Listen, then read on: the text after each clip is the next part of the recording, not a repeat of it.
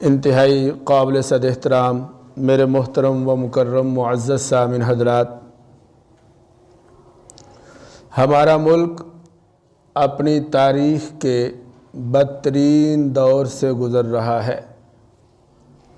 دن بدن حالات خراب ہوتے جا رہے ہیں۔ میں نے کہا کہ پاکستان اس وقت شدید بحران کا شکار ہے۔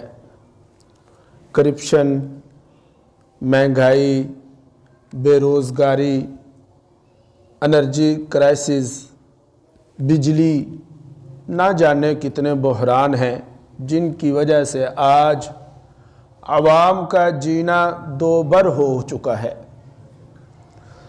حکمرانوں کی عاقبت نااندیش پالیسیوں کی وجہ سے ملکی سلامتی اور قومی وقار داؤ پر لگ چکا ہے۔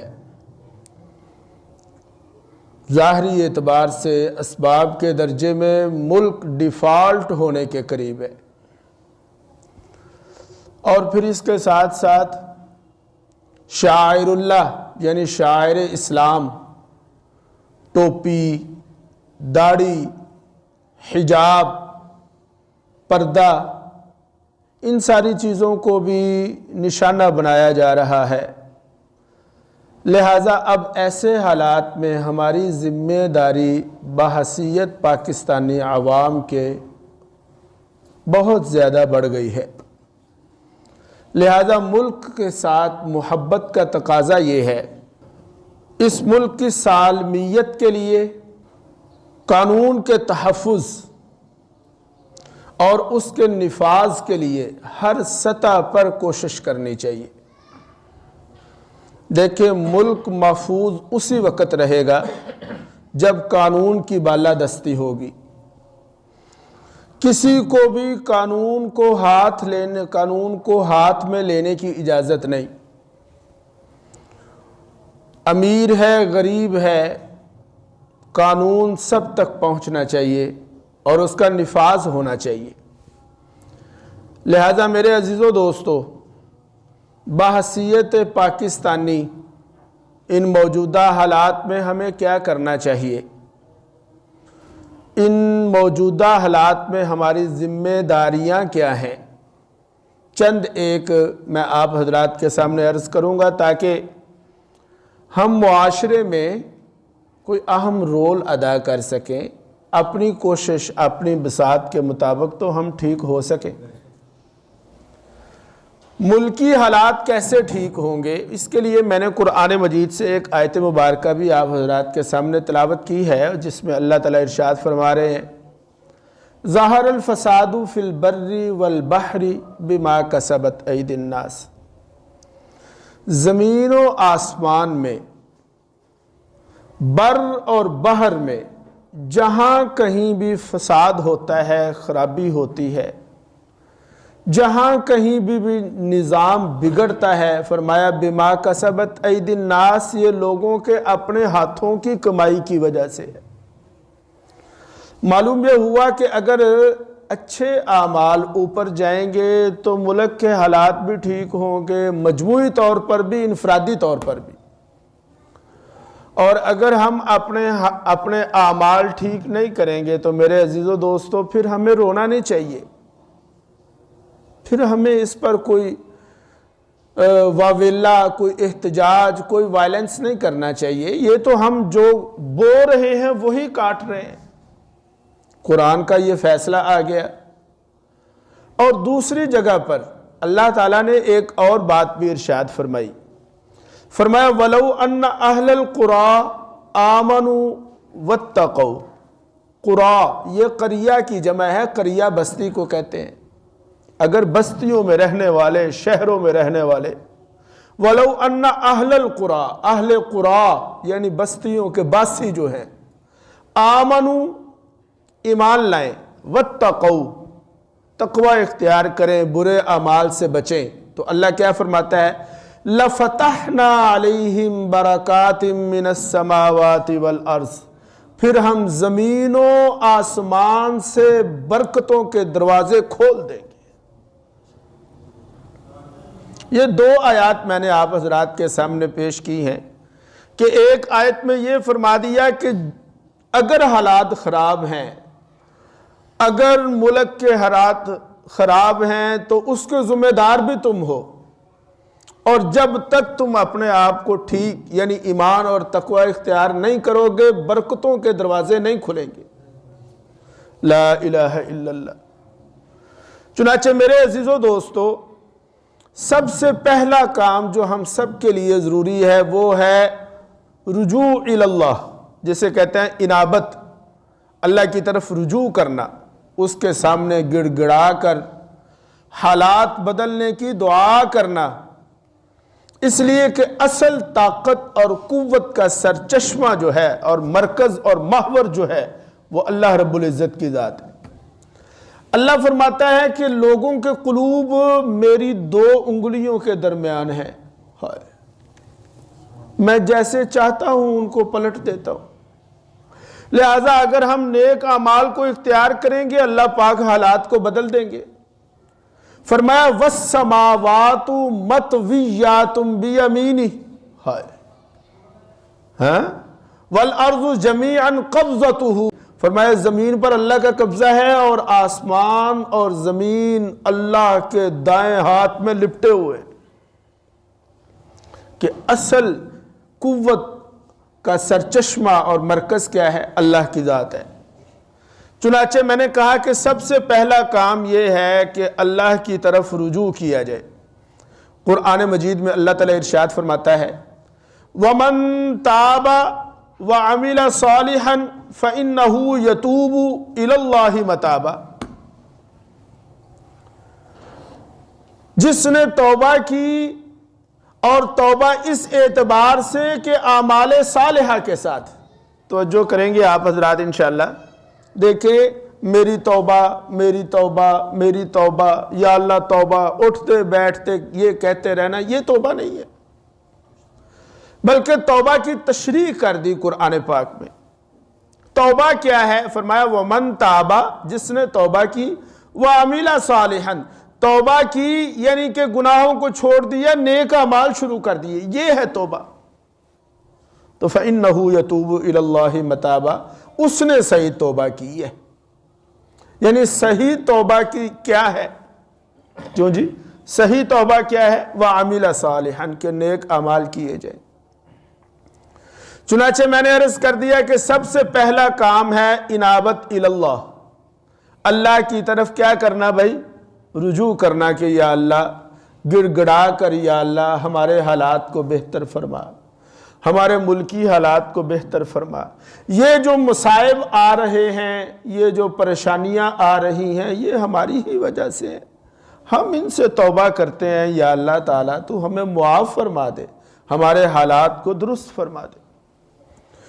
دوسرا کام جو میں یہ سمجھا ہوں وہ یہ ہے کہ آج ہمارے ہاں غیر ضروری جوش پایا جاتا ہے، اس سے اجتناب۔ کیوں بھائی؟ فیصلے ہوش سے کیے جائیں، اقدام جذباتیت کے بجائے عقلیت سے کیے جائیں۔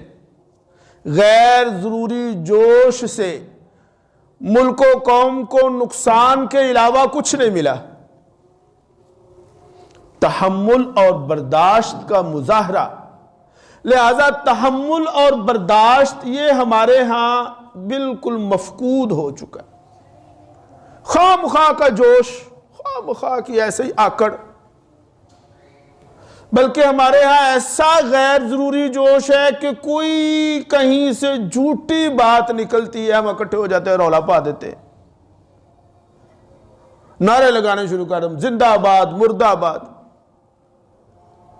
لہذا اجتناب ضروری ہے غیر ضروری جوش سے۔ اس پر میں آپ حضرات کو ایک روایت بخاری شریف سے حوالہ دیتا ہوں جس کے راوی حضرت جابر رضی اللہ تعالیٰ عنہ ہیں۔ لمبی روایت ہے، میں آپ کو اس کا خلاصہ بتا دیتا ہوں۔ کسی جنگ کے موقع پر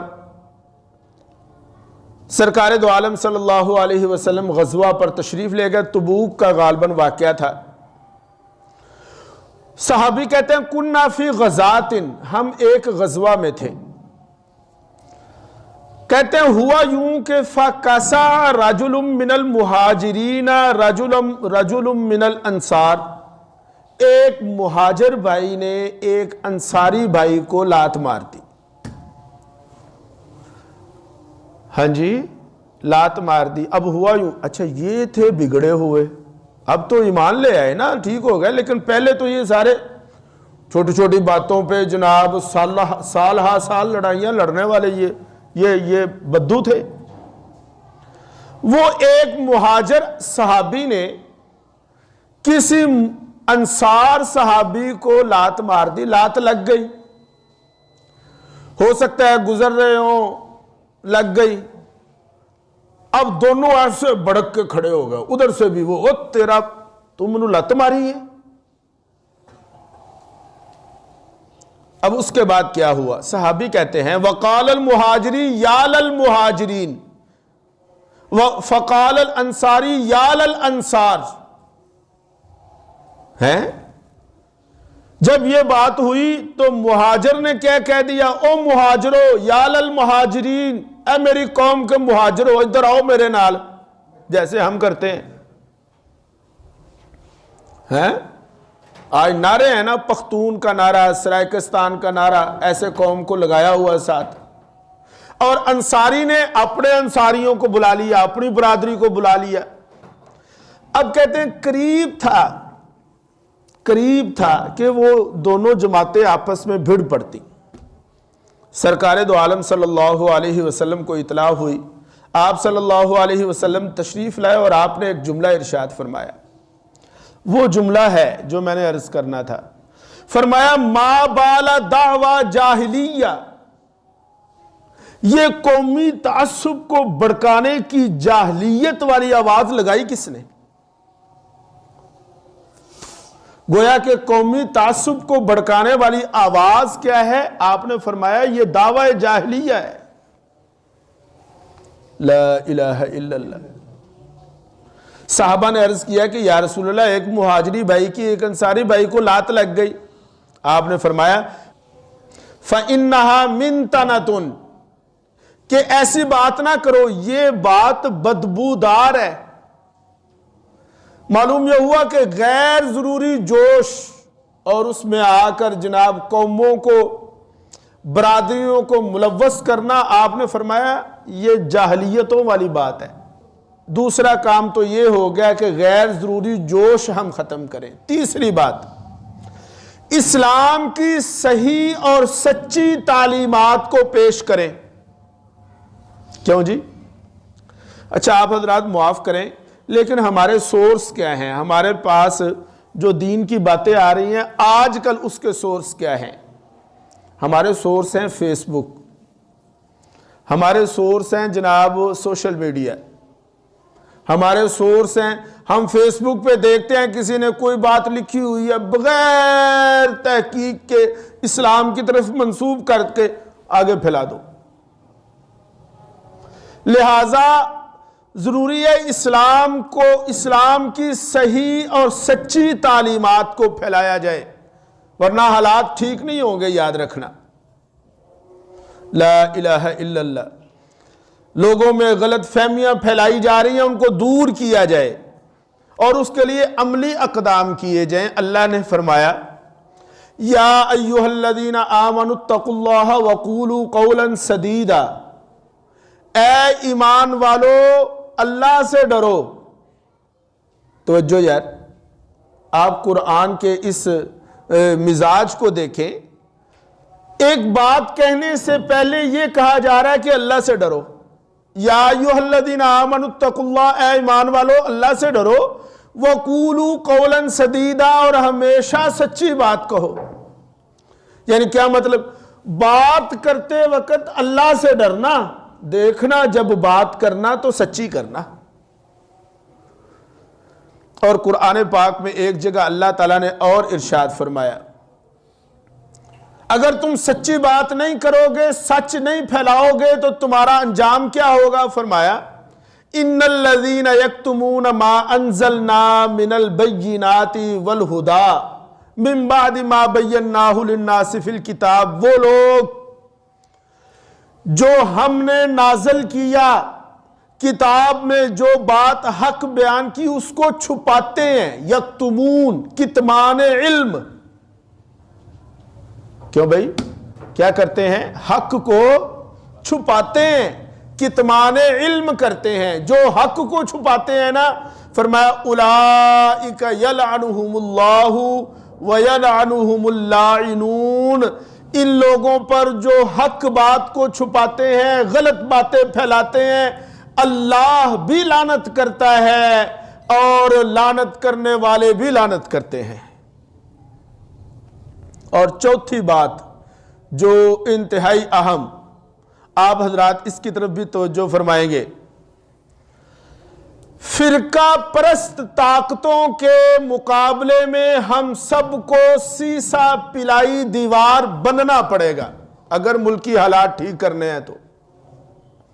ذات پات, مسلک و مشرب, یہ ساری چیزیں ان کے سامنے ہمیں بند باندھنا پڑے گا. دیکھیں بات یہ ہے,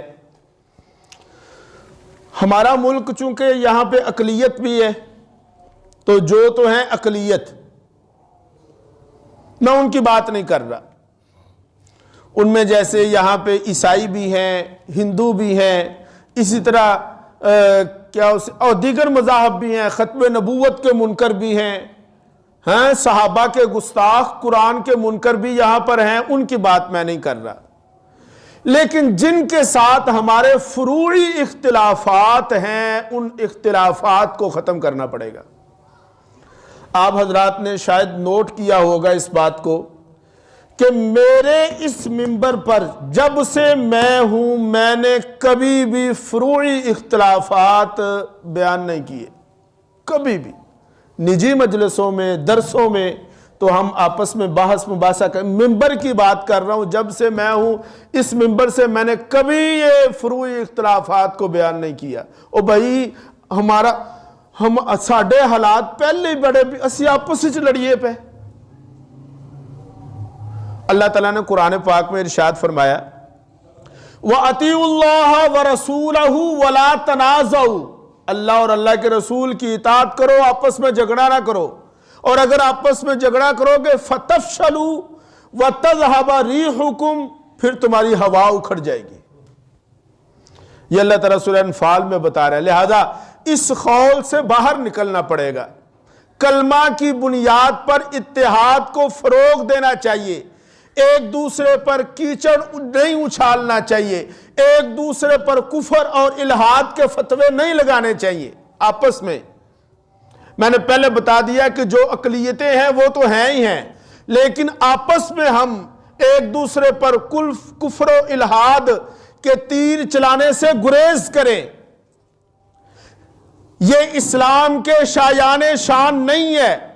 اللہ رب العزت نے جس اسلام کو اپنا دین قرار دیا ہے وہ صرف اسلام ہے, بلکہ صرف اور صرف اسلام ہے. اس کے آگے یا اس کے پیچھے کوئی مضاف یا مضاف الیہ نہیں ہے. ان الدین عند اللہ الاسلام, کہ اللہ کے نزدیک اگر کوئی دین ہے تو وہ کیا ہے؟ اسلام ہے.